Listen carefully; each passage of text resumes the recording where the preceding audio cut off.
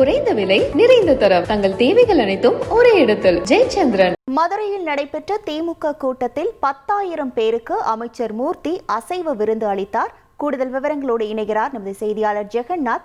வணக்கம் ஜெகநாத், இந்த திமுக கூட்டத்தில் எவ்வளவு பேர் பங்கேற்றார்கள்? முழு விவரங்கள். வணக்கம். மதுரை மேற்கு சட்டமன்ற தொகுதிக்கு உட்பட்ட திராவிட முன்னேற்ற கழகத்தின் பொது உறுப்பினர்கள் கூட்டம் மதுரை விளாங்குடி பகுதியில் உள்ள கலைஞர் திடலில் நடைபெற்றது. இந்த பொதுக்கூட்டத்தில் 10,000க்கும் மேற்பட்ட திமுக தொண்டர்கள் கலந்து கொண்டனர். வணிக வரி மற்றும் பத்திரப்பதிவுத்துறை அமைச்சர் மூர்த்தி இந்த பொதுக்கூட்டத்திற்கு தலைமை தாங்கினார். இந்த பொதுக்கூட்டத்தில் அமைச்சர் PTR பழனிவேல் தியாகராஜனும் பங்கேற்றார்.